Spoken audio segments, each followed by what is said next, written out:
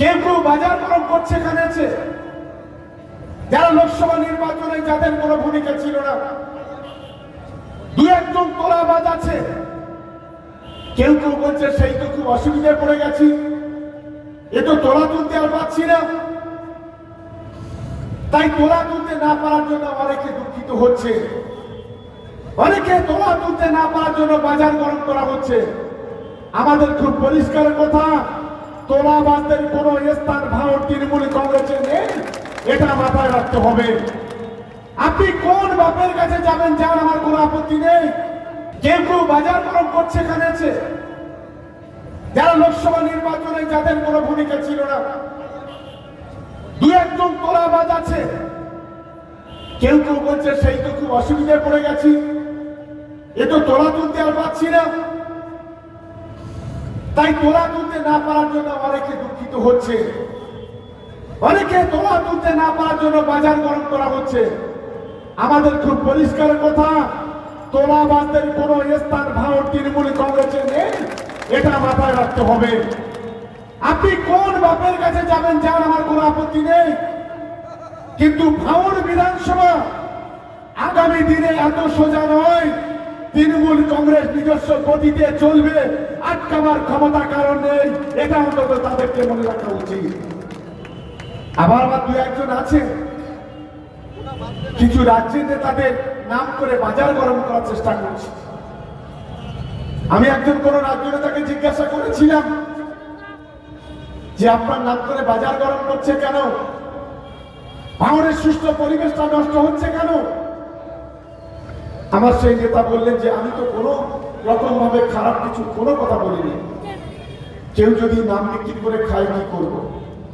এমন কিছু নেতা আছে। চাঁদদামিয়ায় এক তোলাবাজ আছে, যে তোলাবাজের কাজ হলো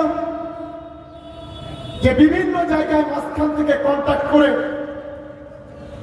দু একজন নেতা আছে তাদের লক্ষ লক্ষ টাকা দেওয়া।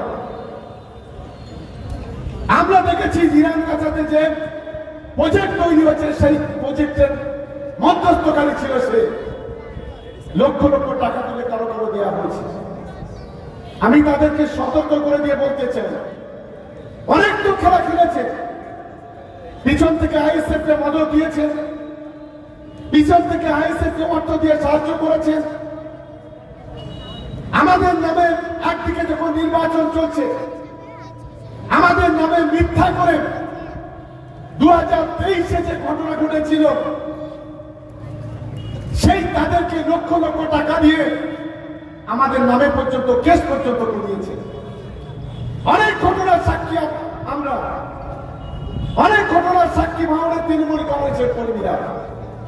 আমরা একদিকে কোর্টে লড়াই করেছি আইএসএফ এর দাঙ্গাবাজদের বিরুদ্ধে, একদিকে ঘরে দুটা শত্রুর বিরুদ্ধে লড়াই করেছি, অন্যদিকে তৃণমূল কংগ্রেসকে ভোটে জেতাতে হবে, সেই লড়াই আমরা করেছি। আমি কৃতজ্ঞতা আপনাদের জানাবো যারা আজকে এসেছে। তাই আমি সকলকে অনুরোধ করব যে আগামী 21শে জুলাই আমরা একসঙ্গে আমরা জেতার মতো চলে যাবো, কেউ কারোর মতো থাকবো না। আমাদের কিছু কিছু নেতা ছিল আগে, একসঙ্গে 10টা গাড়ি নিয়ে অমুকের নেতৃত্বে কটা ফেসবুক করে দিচ্ছি, ওসব ফেসবুক বন্ধ করে দেবে, ওসব করার দরকার নেই। একসাথে 200 গাড়ি গেলাম, গিয়ে সায়েন্স সিটিতে আটকে গেলাম, আর ধর্মতলায় যেতে পারলাম না, ওসব দরকার নেই।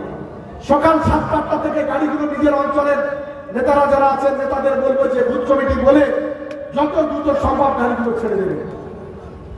আমরা নির্দিষ্ট সময়ে আমরা যেন ধর্মতলা চত্বরে পৌঁছাতে পারি। আমাদের নেত্রী কি দিশা দেখায়, আমাদের সাংসদ, আমাদের সর্বভারতীয় সাধারণ সম্পাদক অভিষেক বন্দ্যোপাধ্যায় তিনি আমাদের কি নির্দেশ দেন, সেই অপেক্ষা আমাদের থাকতে হবে, সেগুলো আমাদের শুনতে হবে। তাই ভাঙড় বিধানসভা তৃণমূল কংগ্রেসের নেতাদের কাছে কুর্নিশ জানাই যে আমরা 1 ঘন্টা আগে মিটিং ডাকি বা 2 ঘন্টা আগে মিটিং ডাকি বা একদিন আগে মিটিং ডাকি, আমরা যে টার্গেটটা দিই সেই টার্গেট আপনারা ফুলফিল করেন, এটা আগামী দিনে খুব ভালো লক্ষ্য। এটা অনেক বড় পাওনা আমাদের। একটা সংগঠিত তৃণমূল কংগ্রেস, একটা পারিবারিক তৃণমূল কংগ্রেস আজকে এখানে তৈরি হয়েছে। যারা উপদলীয় কন্ট্রোল করতে চান তাদেরকে সতর্ক করে দিয়ে বলতে চাই, উপদলীয় কোন্দল করার চাইতে বিরোধী দল আছে সেখানে চলে যান, কোনো আপত্তি নেই। দয়া করে উপদলীয় কোন্দল করবেন না। অনেক রক্তের বিনিময়ে, অনেক পরিবারের মায়ের মাতার সিঁদুর হাতের বিনিময়ে অনেক কর্মী আক্রান্ত হয়েছে, আমাদের কারো হাত হয়েছে, পা হয়েছে, মাজা হয়েছে। তাদের ত্যাগের বিনিময়ে আজকে ভাঙড় তৃণমূল কংগ্রেস একটা শক্ত ভিতের উপর দাঁড়িয়েছে।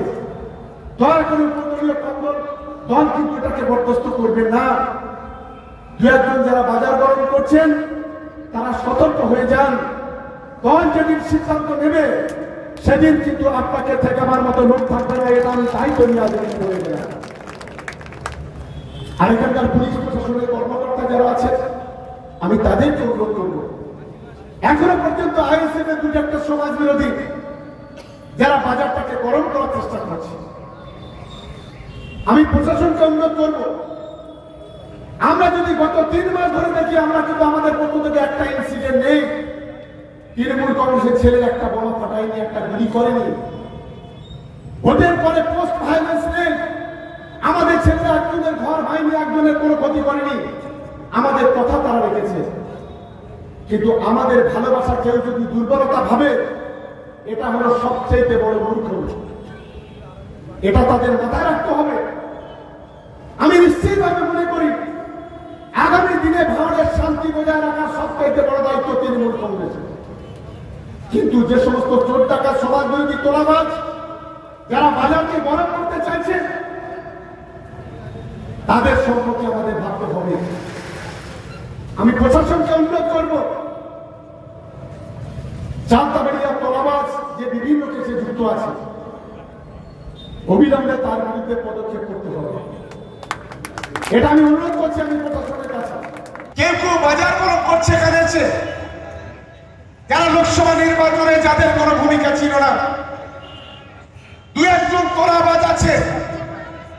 কেউ কেউ বলছে সেই তো খুব অসুবিধায় পড়ে গেছি, এ তো তোলা তুলতে আর পাচ্ছি না, তাই তোলা তুলতে না পারার জন্য অনেকে দুঃখিত হচ্ছে, অনেকে তোলা তুলতে না পারার জন্য বাজার গরম করা হচ্ছে। আমাদের খুব পরিষ্কার কথা, তোলাবাজদের কোন স্থান ভারত তৃণমূল কংগ্রেসে নেই, এটা মাথায় রাখতে হবে। আপনি কোন বাপের কাছে যাবেন যার আমার কোনো আপত্তি নেই, কিন্তু ভাঙড় বিধানসভা আগামী দিনে এত সোজা নয়।